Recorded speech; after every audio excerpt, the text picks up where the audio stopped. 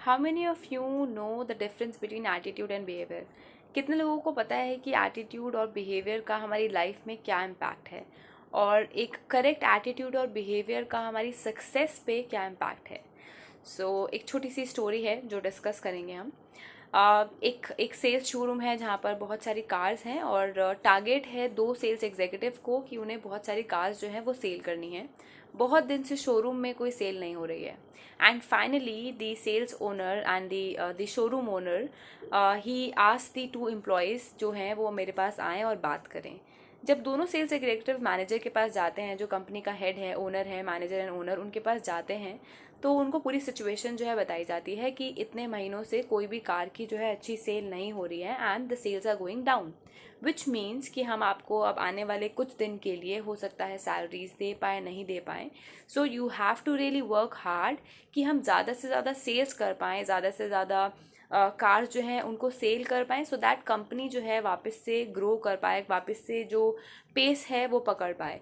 Because अभी अगर cell और नहीं होती है with in next 10 to 15 days, अगर नेक्स्ट 10 से 12 दिन के अंदर आप कोई भी सेल नहीं कर पाते हैं, उस केस के अंदर हमें कुछ सेकंड बिजनेस प्लान जो है वो उसके साथ स्ट्रक्चर के साथ आना पड़ेगा, जिसमें हो सकता है हम सैलरीज होल्ड करें, हो सकता है हमें कुछ एम्प्लॉयज़ को जाने को बोलना पड़े। So this can be a situation with any one. Attitude and behaviour जो है, मैं आपको उसका मीनिंग अभी बताऊंगी। बहुत ही ब्यूटीफुल मीनिंग है। सुनने में लगता है कि दोनों जो है ये एक ही चीज़ है, बट एटीट्यूड बिहेवियर से बहुत अलग है।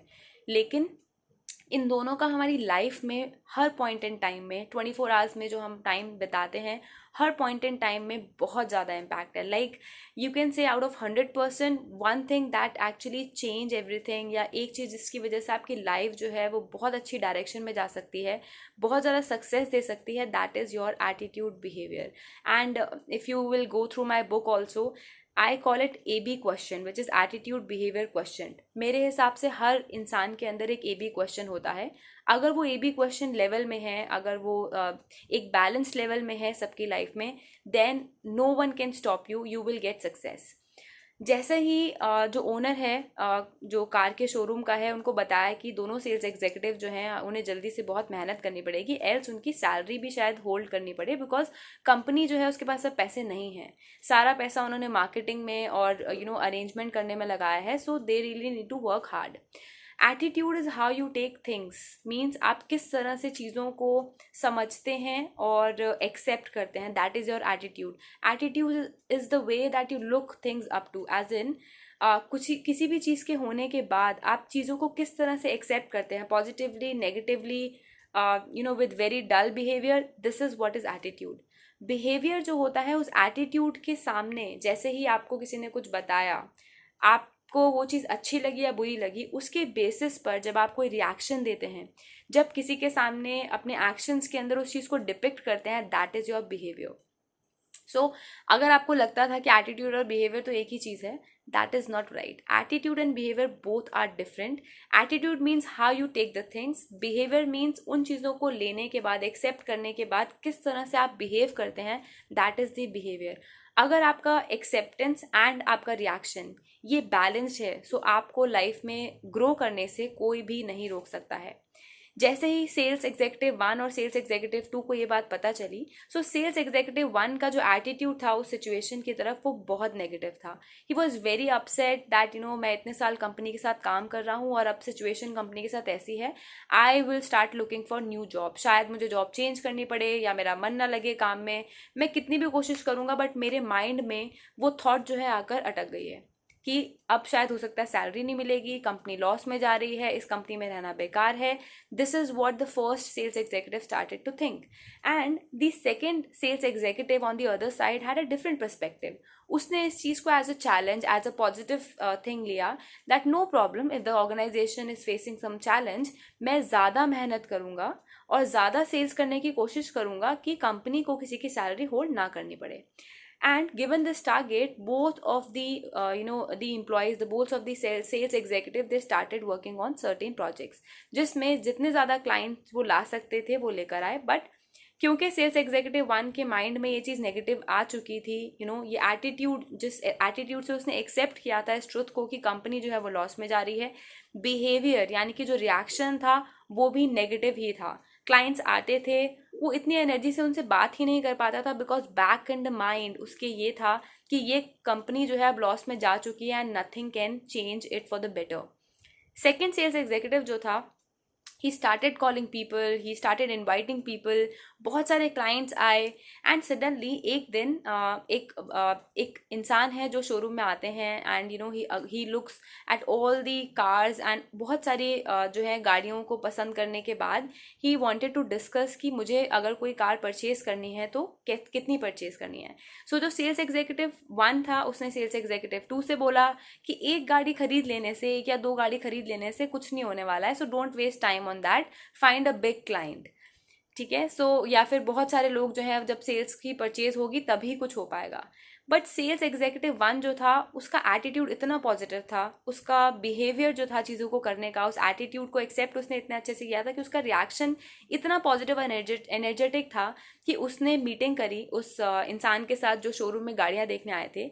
एंड ओनर के साथ जब मीटिंग कराई तो पता चला कि वो जो इंसान उनके शोरूम में आया है वो एक्चुअली कोई छोटा या कोई एक नॉर्मल कार खरीदने के लिए नहीं आया है। बहुत डिस्कशंस के बाद पता चला कि वो एक कंपनी का सीईओ है, एक कंपनी का सीईओ है जो कि अपने 50 एम्प्लॉयज़ को, जो बहुत साल से कंपनी के साथ काम कर रहे हैं, उन 50 एम्प्लॉयज़ को कार जो है वो गिफ्ट करना चाहता है एज अ ग्रैटिट्यूड। बहुत बड़ी कंपनी का मालिक अपने एम्प्लॉयज़ को जनरली गिफ्ट देना चाहते हैं, so he want to give a car to all those 50 employees. So can you imagine कि 50 कार्स का ऑर्डर जो है वो अपने ओनर के पास लेकर वो सेल्स एग्जीक्यूटिव जाता है जिसका एटीट्यूड और बिहेवियर बहुत पॉजिटिव था। And this has actually change the situation for the company.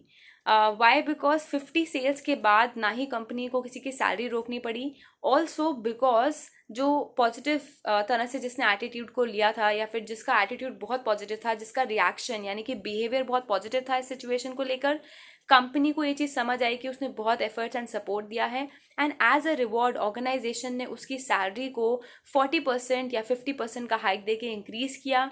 और जिस एम्प्लॉय का, जिस सेल्स एग्जीक्यूटिव का एटीट्यूड बहुत नेगेटिव था, जिसकी अप्रोच बहुत नेगेटिव थी, वो उसी तरह से काम करता रहा जैसे वो पहले कर रहा था।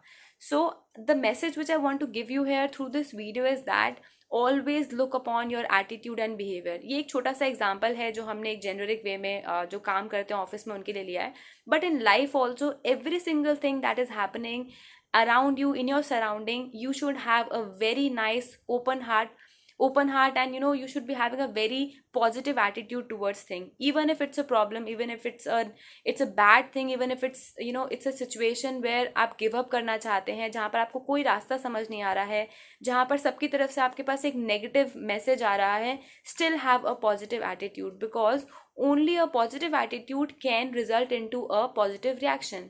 सिर्फ एक अच्छा ही एटीट्यूड अगर आपके अंदर है तभी आप एक अच्छा बिहेवियर या एक अच्छा रिएक्शन दे पाएंगे, जिसका मतलब जो भी प्रॉब्लम्स आपकी लाइफ में आती है आप उसको इतने चैलेंजिंग वे में, इतने पॉजिटिव वे में लेते हैं कि आप जब उस चीज़ के लिए रिएक्ट करते हैं तो वो ऑलरेडी एंड ऑटोमेटिकली वो पॉजिटिव ही होता है। और जब हम किसी चीज़ के लिए we fight towards anything, and जब हम कोई चीज़ पॉजिटिवली करने की कोशिश करते हैं, so universe is always there to support us. I am not saying that like the sales executive आपको भी एकदम से डबल इंक्रीमेंट मिलने वाला है या कुछ है, no, this is a small step which you take every day. Every single thing should be taken positively, and जो उसका रिएक्शन है वो भी आपको पॉजिटिवली हैंडल करना है। So I share with you the attitude behaviour model which is there in my book as well. जितना positive, जितना स्ट्रॉन्ग आपका एटीट्यूड है, उतना ही स्ट्रॉन्ग आपको अपना बिहेवियर पॉजिटिवली रखना है, एंड सेंटर में आपका जो गोल है जिसको आपको अचीव करना है उसे रोक नहीं पाएगा कोई भी अचीव करने से। And this is the message for today. Thank you so much.